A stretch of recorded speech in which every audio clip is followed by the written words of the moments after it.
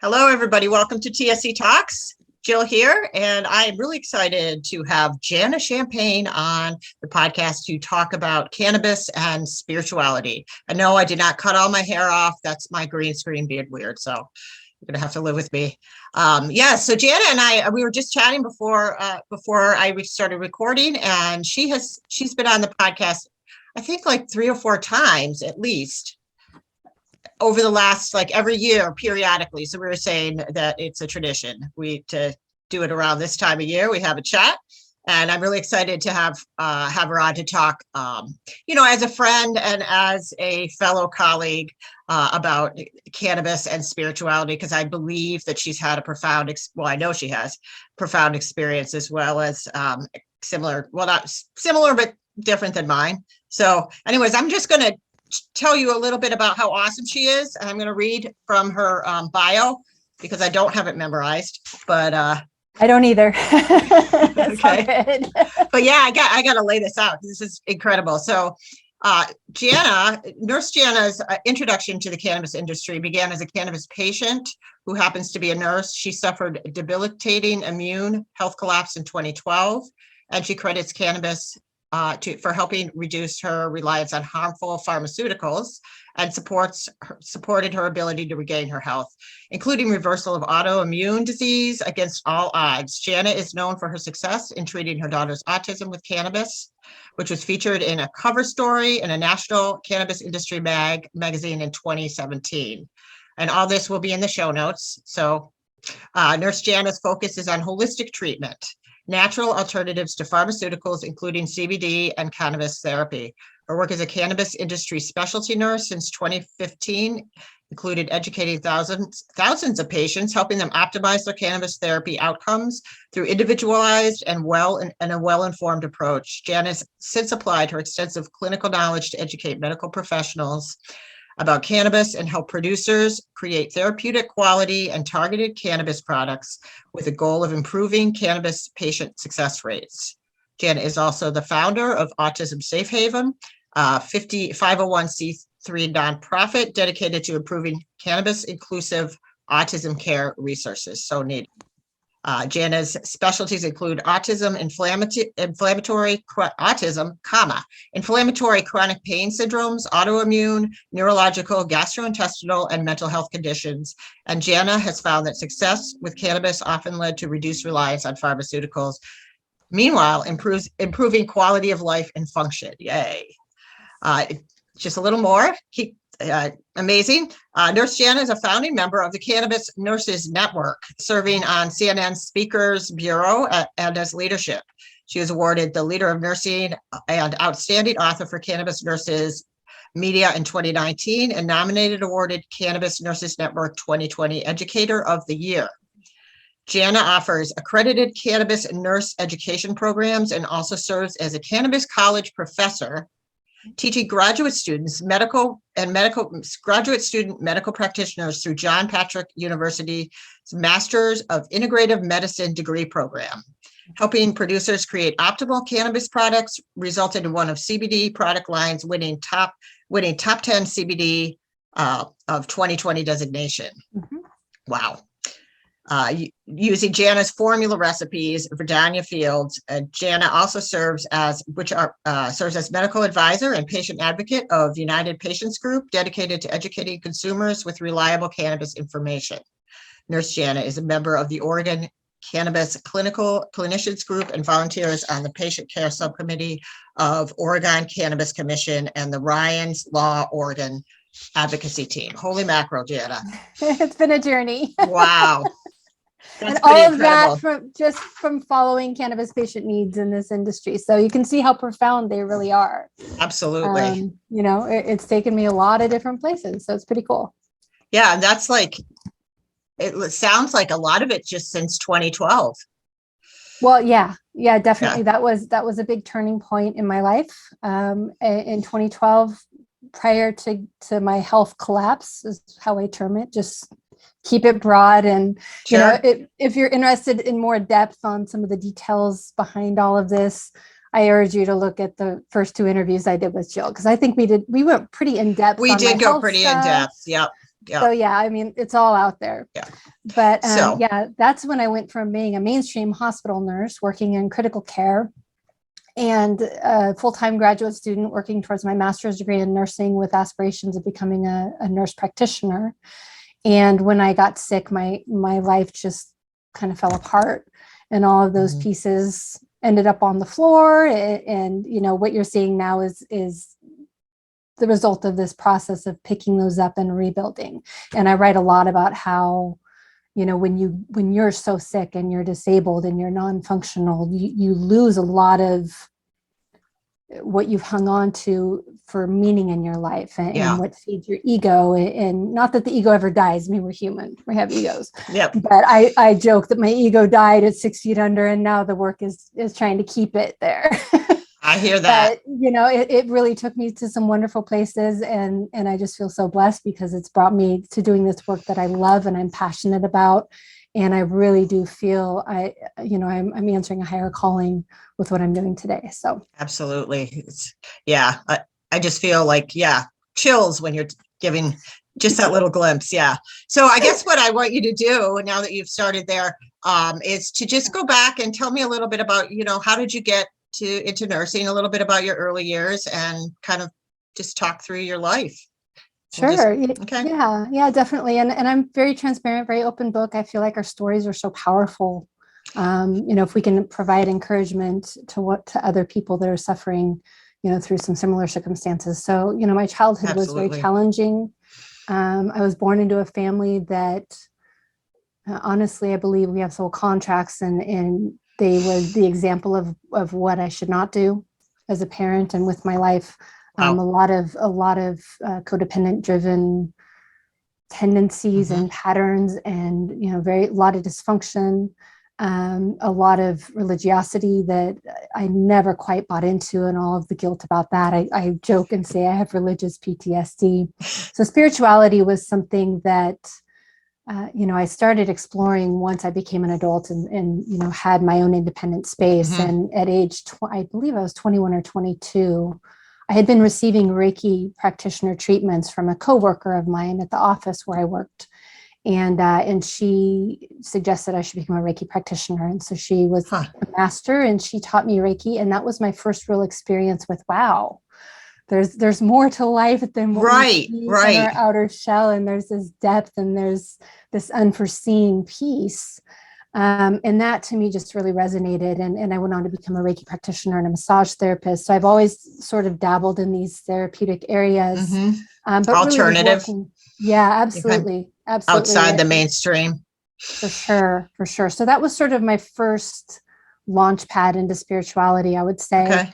Although I was still kind of working odd jobs and trying to figure out what I wanted to do with my life. I graduated from high school at age 17 and went right into college and took me too. 16 units my first quarter, and thought, I don't know what I want to do. I'm going to quit and wait and do some exploring and try different jobs. And I've done everything from office work and bookkeeping to, you know, being in the wine industry and doing wine marketing and wine importing and work with car dealerships. I mean, I've done waitressing. Waitressing is what I credit for being an outgoing person, because I used to be pathologically shy, if you could believe it. So, I mean, lots of things that led to, you know, who I am today from those earlier years. And then at age 27, I had my daughter. And later that year became very, very ill for the first time. And I, you know, in retrospect, I think I've been challenged with chronic illness issues and, you know, genetic mutations that contributed to those my whole life. Wow. At age 28 is when it first manifested. It was about, my daughter was 9 months old when I ended up hospitalized, septic, very, very sick. Wow. And your daughter was how old again? She was 9 months old. 9 months. I almost died. I had a near-death experience. Did you really? Yes. And that was the experience that made me want to become a nurse. Wow. So, and my mother was a nurse growing up, but she worked in convalescent hospitals and long-term care. My first real job at 15 was a full-time bed maker helping CNAs. And I thought, I do not want to do this for a living. Then I saw the other side of it, where you had a critically ill patient and, you know, the difference between the nurse that treated me horribly because she thought I was pain med seeking versus the nurse that was a true advocate and brought me my chart and explained things to me and advocated and corrected things that had been put in there that, had been misinterpreted from things I had said. Wow. That I thought that's what I want to do. That's huge. Advocate. And as soon as I was well, it took me about a year to recover from that. The basis of that was recurring severe abdominal pain that began in October of 2002. And to put it into perspective, I did natural childbirth and it was a breeze. Most women don't say that, but I breezed through it, no problem. This was severe abdominal pain that put that pain to shame. Really? And it was off and on. I had 5 different doctors, Kaiser Permanente, you know how great they are. I've heard. None of them could figure out what was going on with me. And like I said, the pain started suddenly October 2002. I had like a 6-month-old baby. They thought it might be female related. They thought it could be this, thought it could be that. Off and on for months, I suffered this pain. And then in February of 2003, like 4 months later, one of the doctors decided my pain must be from colon polyps and ordered a colonoscopy, which basically blows up your intestines like a balloon. And as it turns out, the root of my abdominal pain was that my appendix had perforated and was leaking into my gut. Which my gosh. Normally that's a life-threatening emergency. Right, that's what I've heard. Somebody to the ER and try to remove it before it bursts. Well, mine was leaking. And you're walking around with this. I was working full-time, new baby, Janna. 2 stepsons, new husband. I mean, it was full-time. I was working full-time for the government at the time. Wow. If you could believe that, human resources. So it definitely was an eye-opener for me. When they did that colonoscopy, they blew out my appendix. I went septic. I had peritonitis, which is a life-threatening infection. Before we had antibiotics, people would die of that. So that's really what the root of it was. And so they hospitalized me, still not even knowing what was going on after the colonoscopy. They couldn't figure out why. How were you getting through this? That's just terrifying. Did you have any kind of a divine connection or spirituality at that point in your, or were you just surviving? Not too much. I was pretty much not to put anybody down, but I was kind of a Karen still. I was very young. I married a man that really didn't buy any of that and really didn't, kind of discouraged it. And was doing the family thing and had a new baby and was doing the new mom thing. You weren't there quite there yet where you were had that to hold on to. So really not. And the most spiritual thing that happened to me while I was hospitalized was, 7 days in, after several courses of IV antibiotics every day, those 7 days, I was finally stabilized enough that they were going to go in and do an exploratory surgery and try to figure out what was going on, because they still had no idea. Wow. Until they opened me up and went, oh, it's her appendix. I had a really odd presentation, obviously, of appendicitis. So they, right before my surgery, and we weren't sure. I was malnourished. I hadn't eaten, most of the 7 days I'd been in the hospital. I was underweight. I had a nutritionist come and assess me for anorexia, for example. Oh, geez. Lost my ability to produce breast milk while I was in the hospital because I was so underweight. And so I was very frail going into surgery. And my mom told me before surgery that she wasn't sure. I mean, I think this is what she meant. She said she thought I was going to find God during my surgery. Whoa. And I think that was her way of saying, I'm not sure you're going to make it through this. And, being a nurse, of course, she kind of knew this was a bad situation.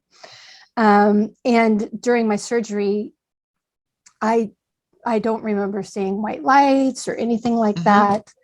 I distinctly remember having a choice whether or not to return. Really? Wow. Yes. And so that was my near-death experience. And I knew at that time, my daughter, of course, was only 9 months at that point.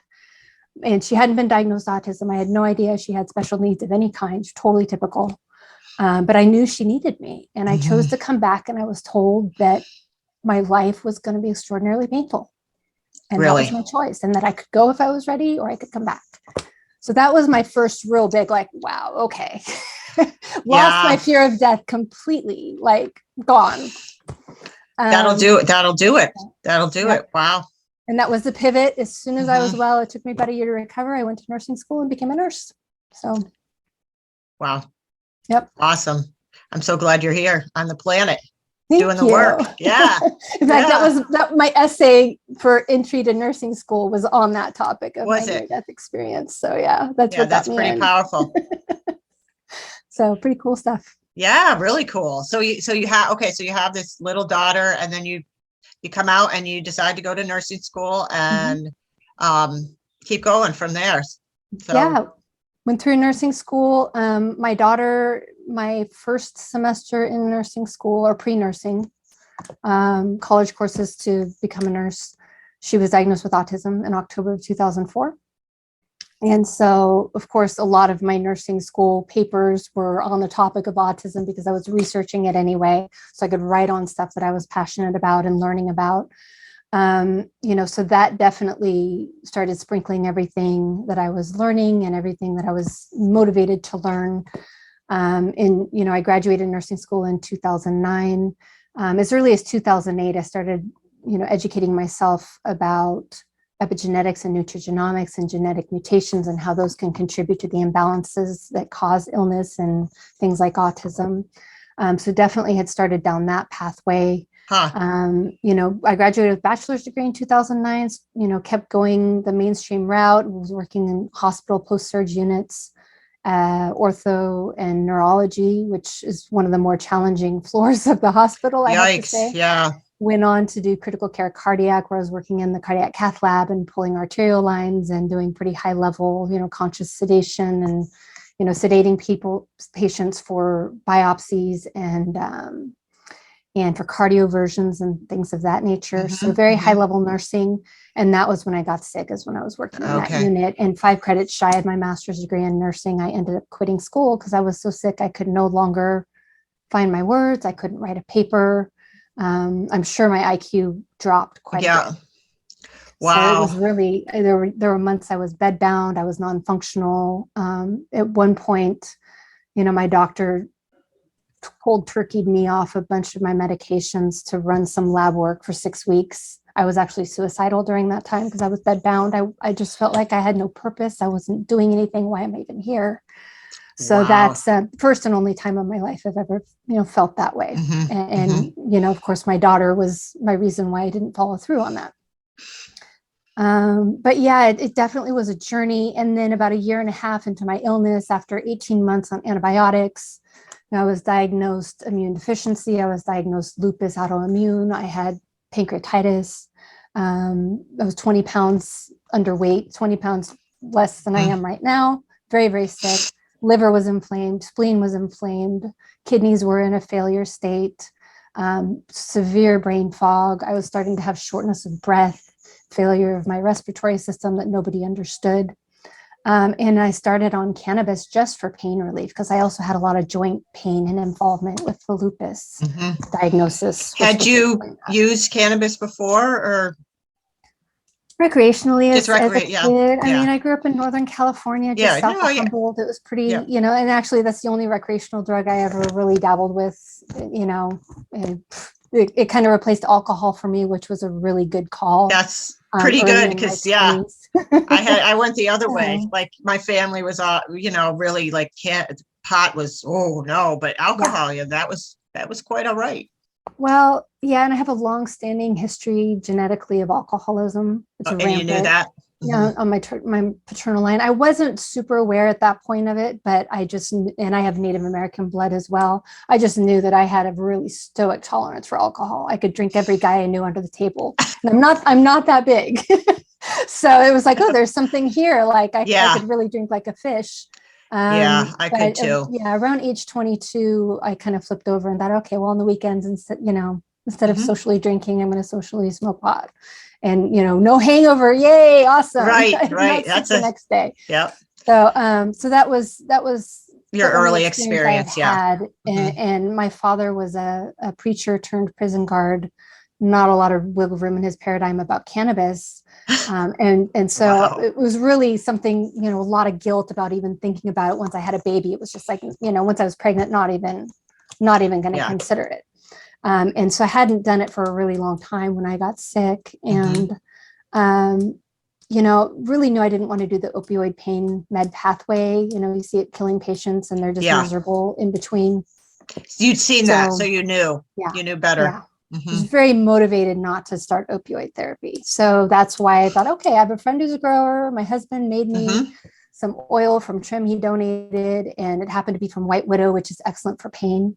So it met my needs for pain relief, but went on to lift my brain fog, which of course is the opposite of the stigma. It made me more functional. I had better energy. I wasn't so fatigued. And within about 6 months, my autoimmune lab seroconverted, and I was showing negative for lupus. So that really got my attention. Like, wow, I bet. Yeah. How can a plant do this? Like, there's no pharmaceuticals or mainstream approaches that can proclaim to cure lupus, right? That must have been eye-opening too, just because of your background and immersion in the medical system. Like, huge. Yeah. So yeah, it definitely got my attention. And of course I had my brain back. So I started researching and diving deep into how is this possible and what does the science say? And that, thankfully I have hungry brain syndrome, which really drives a lot of my curiosity that way, and learned all of these things and thought, wow, this is so cool. But despite everything I learned, and despite, all of the evidence and myself and my own labs being evidence of the positive impact on my own health, it caused a huge rift in my family. At the time, that I started cannabis, I was living on a property with my parents that we had, contributed to, and we were supposed to half own, and it ended up in a pretty catastrophic break in my family, and I was basically disowned and evicted, and haven't over the cannabis since 2014. Oh, Janna. My mom was a nurse. I brought her the research and said, "Come on, you can look at this. Look at my health. Look at what it's done." But I knew my father didn't have any wiggle room in his paradigm around cannabis. So I begged her not to tell him. And of course, that's the first thing she did. So, yeah. Wow. Yeah. That's rough. Rough. It had to happen. It had to happen. Yes, I hear that. I can feel that. I wouldn't be doing this work today if that hadn't happened. No regrets. We can't look that way at anything, really. Yeah. And the cannabis wasn't the only issue. Yeah. There were all the issues from my childhood that had never been acknowledged, never been recognized, the codependency, all of that, I felt that, and I knew there was something not right. And I knew I had like this boundary with my parents that I never really understood. And so many questions in my mind that I had just settled on. I'm never going to have a straight answer, so I'm not even going to think about it. Yeah. So that, it's following that breach, I really had to face those areas of dysfunction and make a conscious effort to break those long-standing generational patterns, so I wouldn't pass them on to my own daughter. So it was really beneficial that way. And also just, I wouldn't be doing this work today if I had them chirping in my ear every day and telling me I'm a drug addict, and telling me that, it's the devil's lettuce and it's going to make you sleep with black men, or whatever else they bought from the Reefer Madness propaganda. So it's really been empowering that way. Oh man, that is huge. Yeah. So it's like a lifeline that kind of pulled you, or at least opened a portal for you to be able to step into a new paradigm yourself, or open and heal. Definitely. And it's so funny, I have a healer that I work with on occasion, and the first time I worked with her, she didn't know who I was. We'd never talked. And she said she had, she was communicating with my guides, and she's like, "You're going to think this is really strange, but I'm being told to tell you that the spirit of the cannabis plant is one of your guides." Wow. And I have another friend that tells me sometimes I open my mouth and she thinks I'm channeling the cannabis plant. And I think, wow, there's so many of us where I believe that's probably the case. I felt that. Like I thought, that seems like, wow, that's pretty cool stuff. Yeah, I'll take it. It's all good. Yeah. Right. So, I actually have a little, cannabis shield thing here on my desk that anytime I feel like, there's a little bit of hesitation or fear about speaking up and standing up and telling my story or talking about the plant objectively and truthfully and encouraging others to do the same. I feel like it really is a protective force in my life. So yeah, I guess I've had the same feeling, which is the reason that I'm having this conversation with you. Is I did a deep dive into the spiritual community, just personally, out of like kind of hitting a wall, and yeah, a lot of things kind of coming to a head that I hoped would go differently, and diving in and really feeling um, having a lot of peace and returning to spirituality, because I've had it within me since my childhood. we all do. Right. We all have it. Exactly. But I've had such a profound early experience that many people didn't, that I kind of went out, then I left that whole experience. And so coming back to it was pretty amazing. But oh my goodness, I just like almost lost my train of thought. You're fine. We get on the phone and we're like, tangent. I know. We had a conversation the other day. Oh, I know what it was. We should have recorded that. I know. Okay, this is it. Yes. Yeah. So how would you? And I guess so. I started hearing people saying, like cannabis, maybe you shouldn't like it could be negative to your evolution. And I was like, well, wait a minute. I don't know if I'd be here if that portal hadn't been opened and I was able to actually see that I was participating in perpetuating my own cycles of trauma and all that stuff. Right. I feel like it gave me a key. And so what I want to ask is, for you, have you had any of that kind of people that, and I allow people to have, obviously I allow it, but people can think what they want. It's really about how I feel and my truth about cannabis. But I'm wondering if you have had any doubts or any questions personally, or, as you've navigated. Probably not after hearing your story. You're pretty sad. I mean, I doubt that, but yeah. What do you got on that? Well, when you're raised to believe that it's evil, and you're raised to believe that it's, if you use it, you're a drug addict. That's some deep programming. Huge. And I carried a lot of guilt for a long time, and not just around, those subjects, but other topics that I was taught that didn't make I'm a very logic driven person, didn't make logical sense to me, that you weren't allowed to, if you're not allowed to question something, I always think, well, okay, that's questionable. What's the agenda here? It's right. And that was a lot of the religion was like, oh no, don't question that, and don't question this, and don't question, just believe, just have faith. Right. Well, that to me is a red flag now.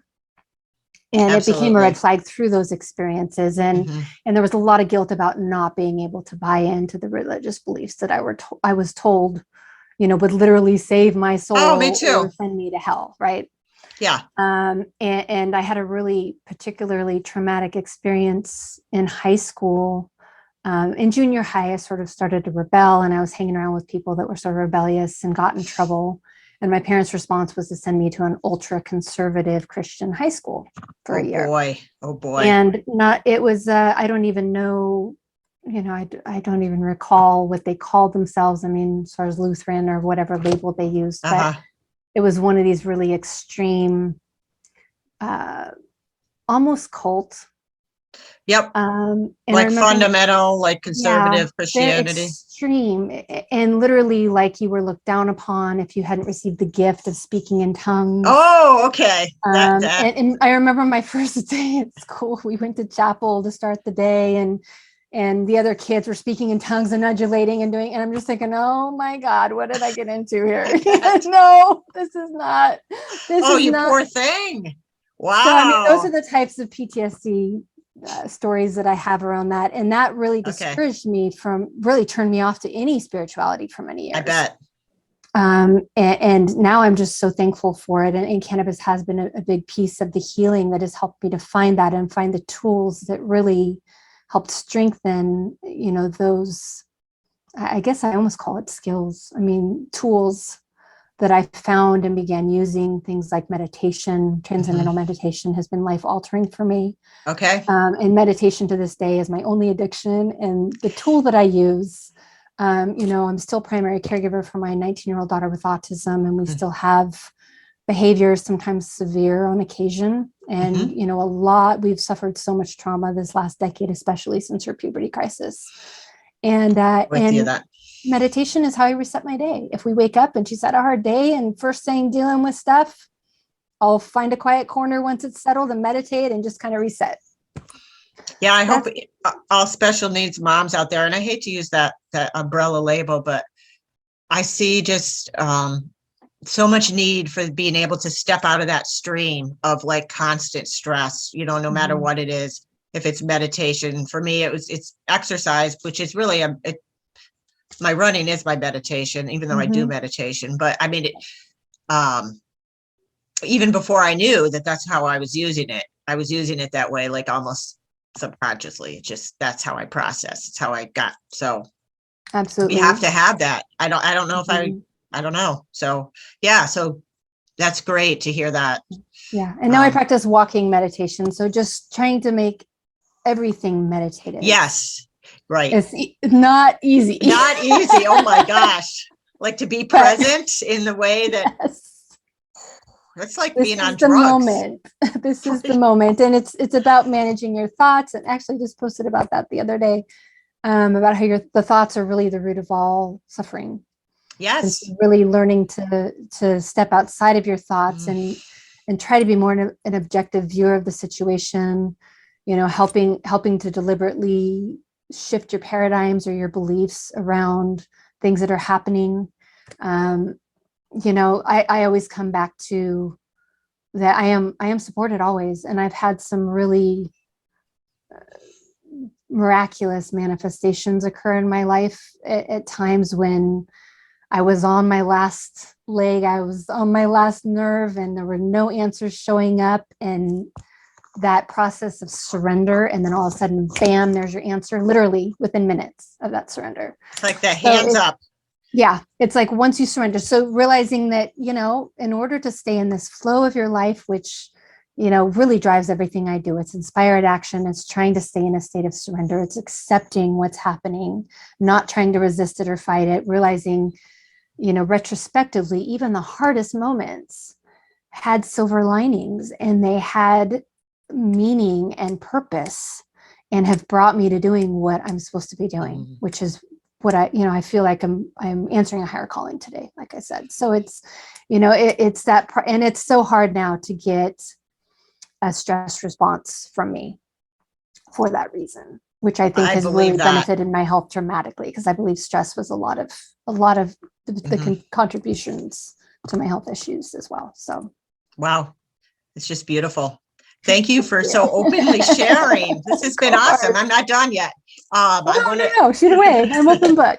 In fact, I'm writing a book, so watch for it. Are you? I was going to say, like, I heard about 10 books in your story, your life story, talking about. I'm going to try to get it all into one.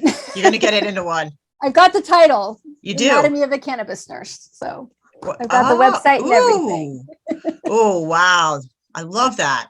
Thank you. No, I'm glad to hear you doing that. So talk to me about, like, okay, so you're using cannabis for your own health. And at what point did you start to, like, question the medical system and just kind of, take me from where you were to current day?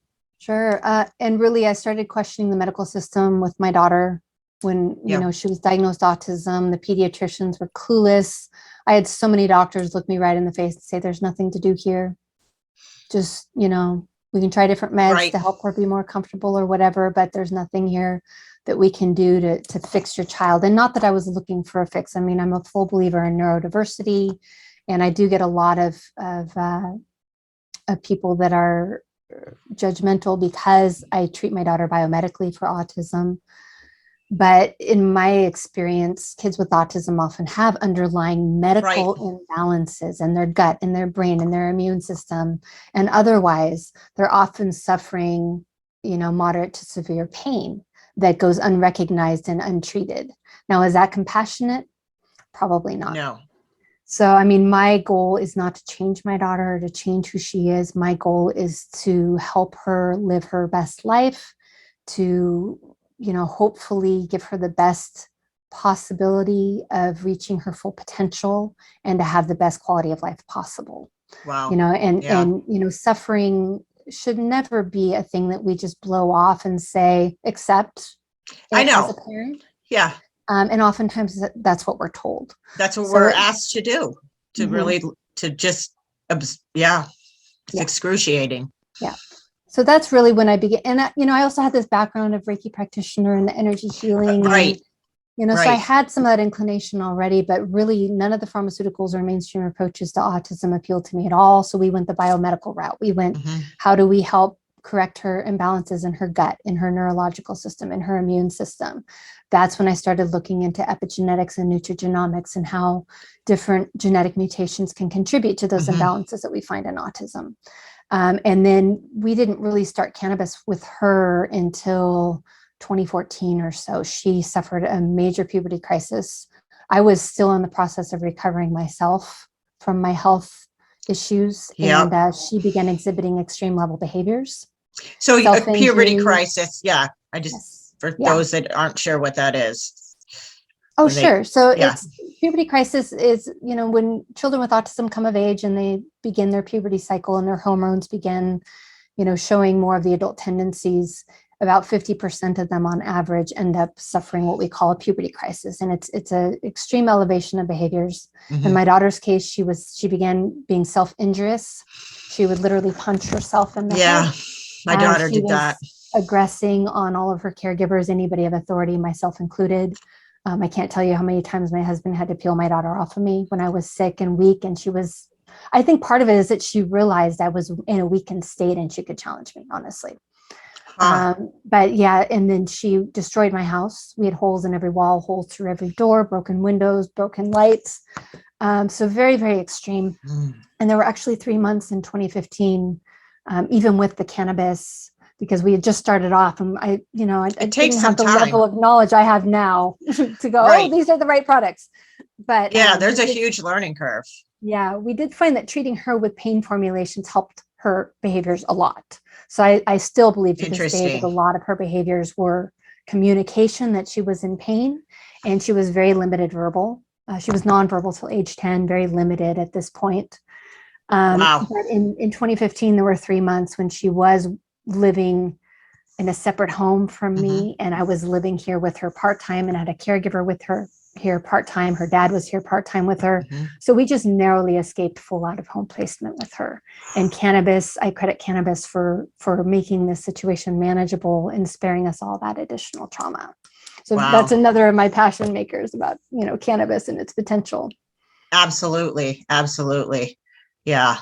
Yeah. And I think that just from the knowledge I've gained from listening to you and Mike and Sherry and other people in the industry, just about, I had no idea until I started doing the podcast, just the potential of cannabis, and I coming at it kind of late for my kids, but really seeing major impacts, but also being so far into the system. And it's been a challenge financially to keep the cannabis thing, to be on top of it enough to really trust it.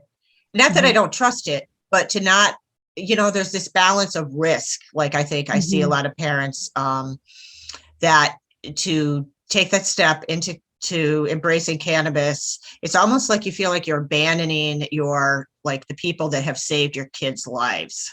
You know what I mean? Like the medical system, especially when, my kids were like when I learned about cannabis, they're like older. So it's been so like frustrating, because I know it would be better for all of them. Absolutely. But can I facilitate that? Where can I facilitate it? And so I think what you're sharing is just gold for any parents out there listening that are even curious and have young kids. Start figuring it out now, start looking into it now, start experimenting now. And it doesn't have to be overwhelming.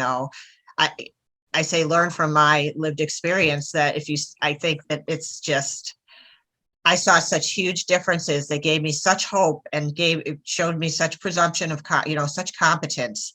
That's been like an anchor, even though we've had to, put pharmaceuticals back. It's like, I see that. I see what's possible. So, well, yeah. And sometimes pharmaceuticals are necessary. It's not that cannabis fixes everything. Exactly. It's great for chronic illness. And oftentimes what I saw with my patients was that they would reduce reliance on pharmaceuticals, sometimes wean them completely and have better quality of life and function when you added cannabis to the regimen. But I mean, as an acute care nurse, historically, like if you're having a heart attack, go to the hospital. You need pharmaceuticals. You need aspirin. You need, blood thinners if it's a clot. You need quick, right? Yeah, and time is heart tissue, is what we used to say. So very, very important that you just go, oh, I'm having a heart attack, I'm going to take my cannabis. No, that's the time when you want to go seek acute care. Right. And our stories are so powerful. And my daughter's story, actually, in 2017, I wrote up her autism cannabis success story, and it published on the cover of a nationwide industry cannabis magazine. So that was sort of my coming out of the cannabis closet. And I actually say in this, and you reminded me of this, one of my lines in this article is, for autism parents, the sooner you consider cannabis for your child, the better. Yeah. So very, very important. Although it's great for symptom management when a child does enter a puberty crisis, if they're the one of the 50% that do, it's, the underlying, one of the root contributors or root causes of autism is something we call endocannabinoid deficiency. And many people don't understand our bodies produce cannabinoids. Right. And they help keep us in a health balanced state. And when we're deficient in those endocannabinoids, because either we can't produce enough for whatever reason, or because if we have chronic illness, sometimes we deplete them. This is a contributor to the underlying imbalances of every chronic illness.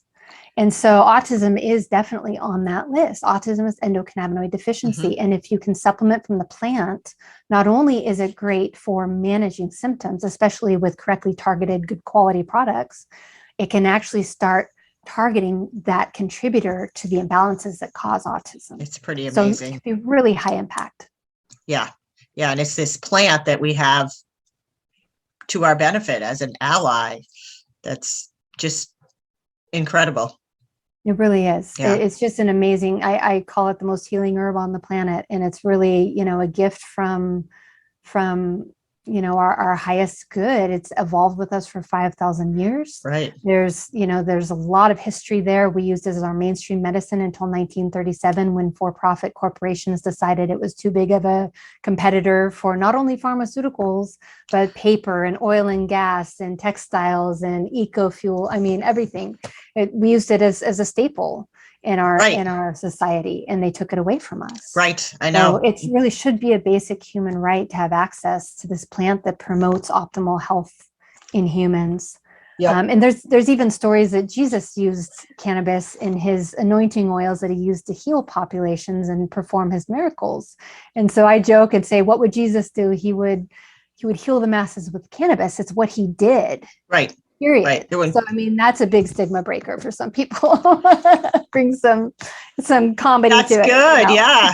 Yeah, that's great. Yeah. So I guess just to kind of wrap things up, so cannabis and your own just evolution and learning from your experiences has kind of led you to taking that next step with Autism Safe Haven, and talk a little bit about how you've been led to do that.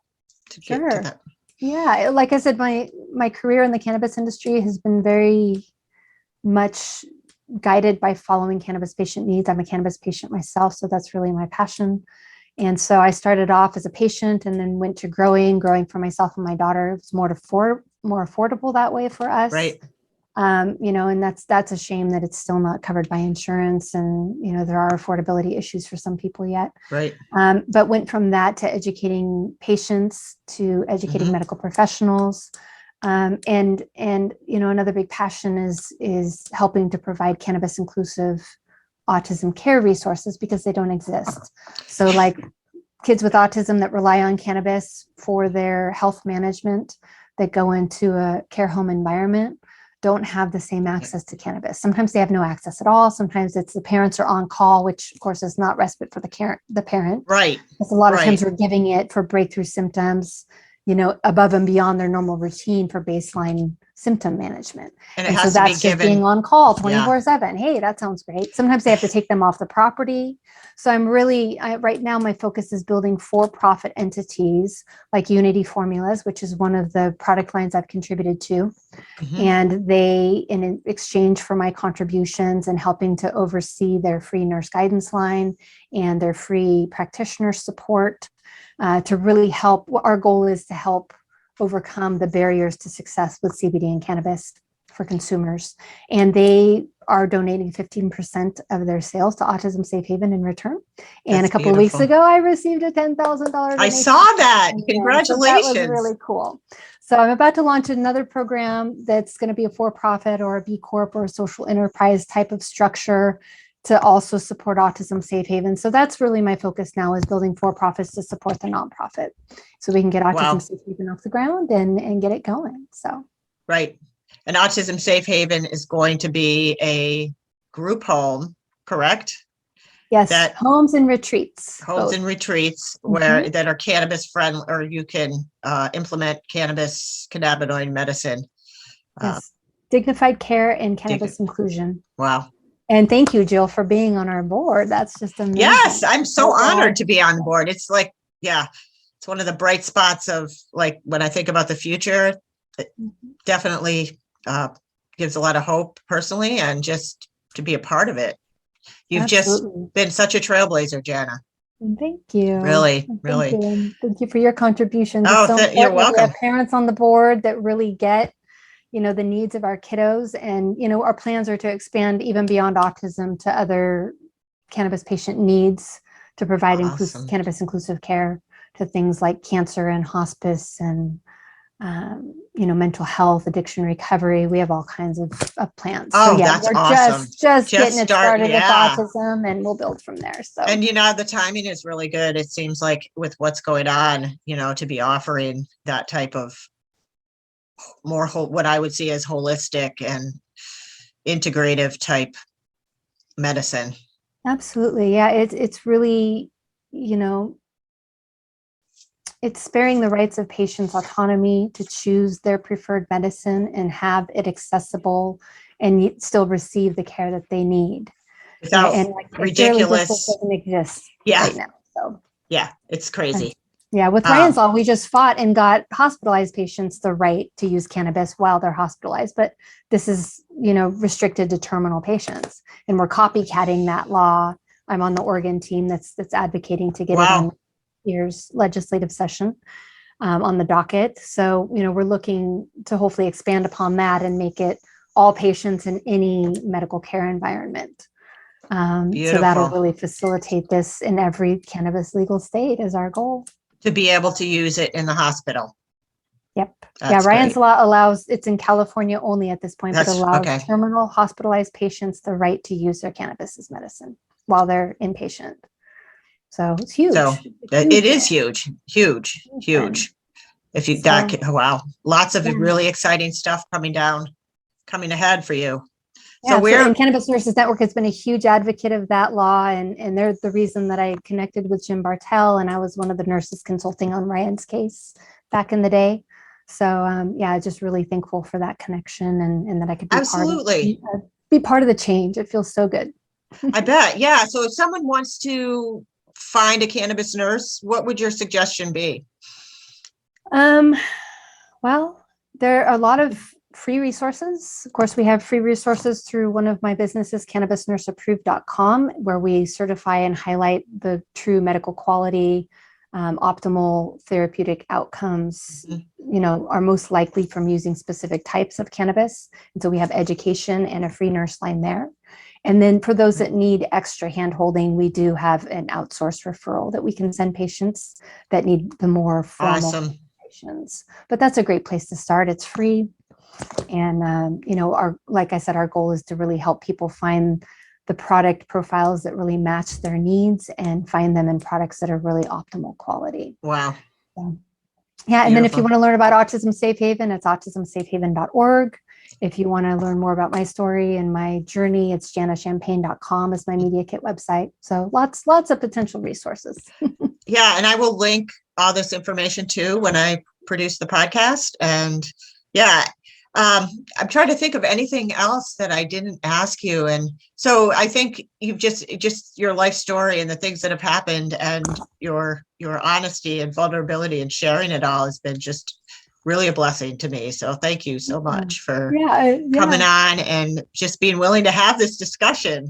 What I mean, the cannabis haters out there that say that you can't be spiritual with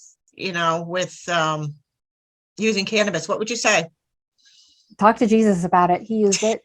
Yes. What do you think he would say? Right. What would Jesus say? It's a tool. It's definitely a tool. Right. Especially having suffered so much trauma this last decade, and we just touched the tip of the iceberg. Most of my story. So we just touched the tip of the iceberg of this last decade. We didn't even get into the my husband and the process we've been through and the healing that's occurred. Well, we'll have to have a part 2. Yeah, maybe so. Yeah. I'll need to get his permission to talk about some of that stuff. I hear that. He's pretty private, but it definitely, the cannabis allows you to kind of step out of the trauma, and it really promotes that post-traumatic growth and the Lotus theory. And, one of my mentors, Heather Manus, who's the CEO of Cannabis Nurses Network, has a great module on that she provides, talking about post-traumatic growth. And I really think it comes down to stepping away from the trauma, stepping out of the stories, releasing this, healing and releasing the stories, and then finding the purpose in your experiences. And for me, my purpose is reinforced by seeing the benefit of sharing my experiences and what I've learned from those experiences for the benefit of others. That to me is probably the most therapeutic thing. So it's really just about, if you're suffering trauma right now, you're entitled to the process. You're entitled to work through the hard days. Just know that retrospectively, you're likely going to find your silver lining, and you're going to find your purpose in it and find your healing. And it takes a lot of determination, and it's not easy. It's not easy, but it can happen. It's possible. So your story is, really is a beautiful testimony to that fact. Thank you. So Thank you. It's not perfect, but it's manageable. So we're good. Exactly. It's never perfect. That's all I know. Yeah. Well, that's all I got, Janna. This has been awesome. I'm going to say thank you. I'm going to stop the recording. So, okay. Thank you so much. Thank you. This. Thanks, everybody. And, so I will, let me just stop recording. Let me just say a couple of things before. Sure.